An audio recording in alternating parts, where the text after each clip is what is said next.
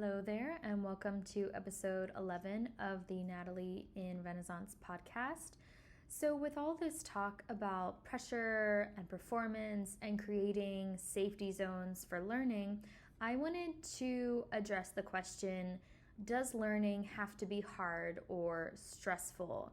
And I think this is a great question because I think, especially in working with beginners or returning adult learners, that there is a very strong association between learning and hard or stressful.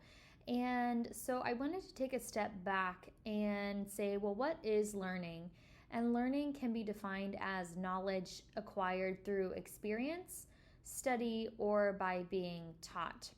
And as one thinks about learning, we are really learning even when we don't realize we're learning. Every day that we wake up and we encounter the world, we work with other people, and we understand more and more about ourselves, that's learning. And learning will never not be a part of one's life. Now, that could be more for experiential learning, or as people say, street smart or people smart. But let's say something that is more of a book learning type, say learning an instrument, learning how to dance, learning a new subject in school, learning a specific major at university. And so there are really two structures here that we can do when it comes to learning. You can either delve into the information on your own and find and hunt down resources to learn more about it and be an autodidact in the fact that you're teaching yourself and you are the one hunting for materials, you are the one working independently to get ahead and develop a specific skill set or develop some knowledge. And then the other is going into a structured program where someone else is finding resources, hunting things down, and is going to guide you on the way and perhaps provide some accountability on top of learning this skill set. And some people say that learning on one's own, either they don't know how to do it, they don't know where to find materials, or that it's a waste of time to try and do it by oneself. Other people feel like a structure is too stifling and doesn't give them the freedom to experiment and explore as they would like to. And all of these feelings and all of these opinions are valid. It depends on what kind of person you are, what season of life you're in, and how you want the learning experience to go. In some of the work that I do, I offer a group class for adults, and this is a great low pressure, very friendly environment where it's a lot more of a social aspect, where they're getting together with like-minded people who are there to learn the instrument for fun, and it's sort of a freestyle introduction to the very basic things of playing piano. And then I have some who later, after they have this introduction, they reach out to me for private sessions because they've gotten the social component, they understand the basics, and now they want a little bit more specialized instruction on very specific things on, let's say, like a 2-week time frame, a month time frame.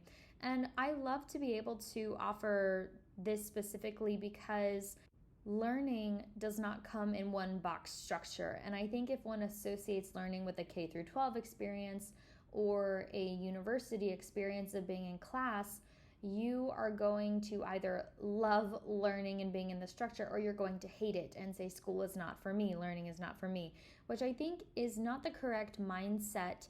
I think it's very important to stress that that is just one way of learning.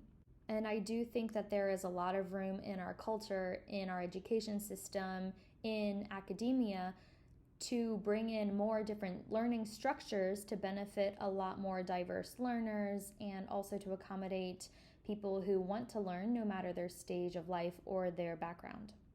I've said this before, but again, somehow as we have developed these learning systems, everyone seems to be obsessed with accreditation and also evaluation.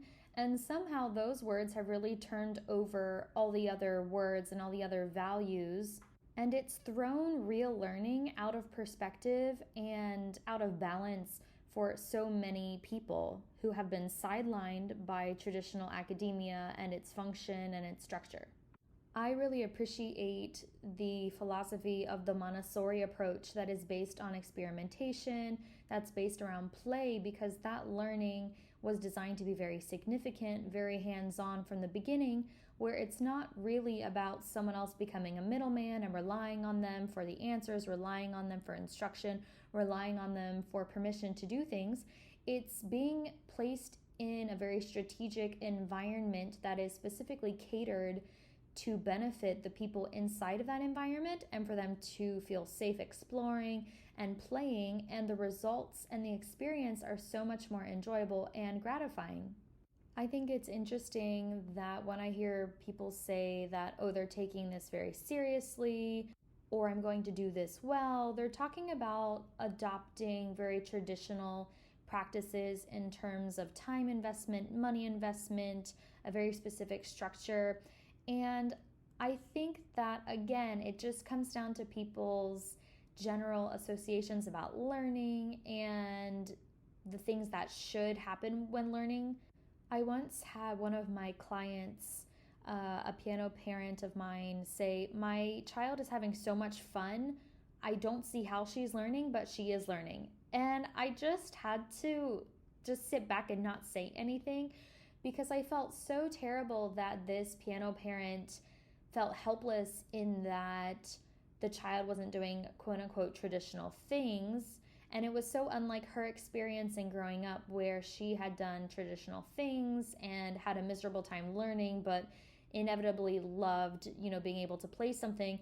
And somehow she just couldn't reconcile that her child was having a wonderful experience learning piano. Like, it was something almost unthinkable for her. And I felt so sad. And I wish I could go back and redo that person's experience and build such a wonderful relationship with the piano, but obviously I can't do that. But again, it's so interesting that people have locked in this association between learning and something being very difficult and being very serious and having all of these traditional boundaries in their head about what is or isn't possible. There is a wonderful psychologist who did a lot of work in the 19th century and was talking about the state of flow and how powerful it is to be in this mental zone where creativity is just flowing. You're in a heightened state of focus. You're aware. You are really in a creator mindset. And this person called that being in a state of flow. And it's peak meaningfulness, peak enjoyment, and you're completely wrapped up in what you're doing. And being in that state of flow does not sound anything that is stressful or hard. It could be challenging, but it's that embracing the challenge. It's stepping up and into whatever you want because you enjoy it so much and the experience is so fulfilling. And that is what real learning is. That is what the experience of learning should be. I think if structures are based off of this idea and built around that learning should be hard, so suck it up and just, do what I say, that is a very antiquated and older traditional approach to learning that is much more based off of hierarchical, authoritarian positions, and that is not really helpful in today's age and with today's learners, and especially as we are becoming much more aware of psychology and the importance of safety, emotional safety, and creating meaningful, safe, respectful experiences with people who want to learn. And so the more diverse learning programs that we have in terms of structure or the content or the way it's formatted, the better. I love programs that are centered around play, things that are based around process, things that are based around experimentation. I think the more flexible a program is, the more it can actually support its learners. I think any program or any learning method, learning approach should really just provide a general path, the resources, and the emotional support to encourage the person in the learning. It's not to hold up a trophy and lock it away in a tower and hold it over the people's heads as they're trying to reach it and just say, you're not there yet, you're not there yet, I don't think you'll ever get there, you weren't made for this. That is not learning. That is something very, very different that has to do with someone's ego.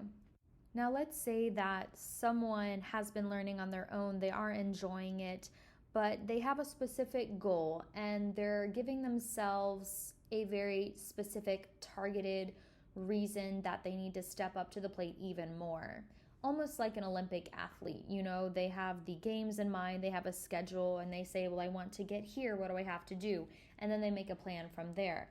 And so people can do this in the arts, in trying to audition for something. Now that's different because it's a very specific targeted goal, as I said, but this does not reflect one's normal baseline of learning.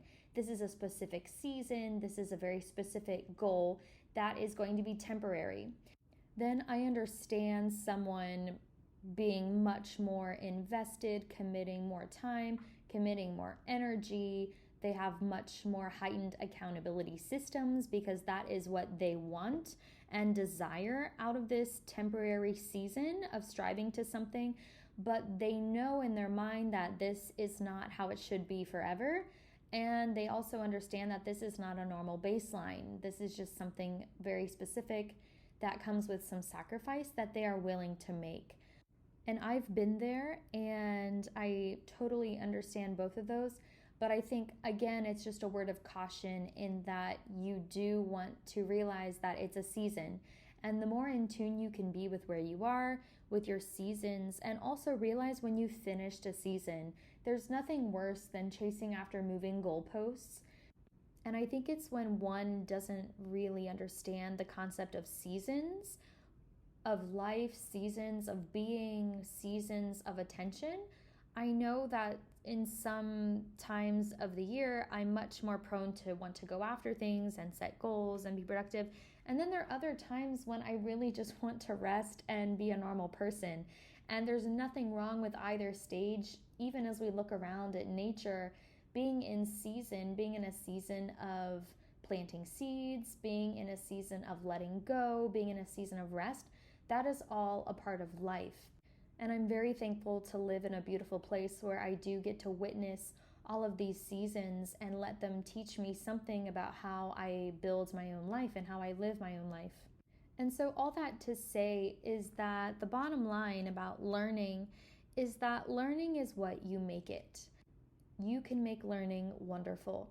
You can make learning meaningful. Really, you are in the driver's seat. And I think it's really important for people to know that. People who want to learn, you are in the driver's seat. And I think the important stage of realizing that you are in the driver's seat is that you want to find the correct people to help you to get where you want to be. There are people out there who share your philosophy of learning. There are people out there who do prioritize play, who do prioritize rest, who understand that it's important to honor the human in us, to honor the soul in us. And so, does learning have to be hard and stressful? Absolutely not. I think the difference here is just understanding what exactly you want. Are you focusing more on the content? Are you focusing more on the experience? Are you developing a sustainable mental mindset around what is learning? Does that mindset alone inspire you? Because remember, this is not a sprint, it is a marathon. And I think sometimes we want to be an overnight success. We want to do something right away. And that is a recipe to be a short-term firework, something that makes a lot of noise, something that's very showy, but it doesn't last long. And as we're thinking, of course, always about our lives and how we feel about them, do we want learning to be something that is short-lived, or do we want it to be lifelong, where we understand that it's a part of life, that it's a beautiful stage to be in, and that everything is beautiful in its own time? And if we need more space, we accept that. If we need more rest, we accept that, because all of these things work together to help us to both live and learn. I hope you enjoyed listening to some of my own personal thoughts about learning. If you haven't already, please like and leave a written review for this episode or this podcast. I would really appreciate it. Follow me on Instagram if you aren't already at Natalie inRenaissance. We'll see you in the next episode.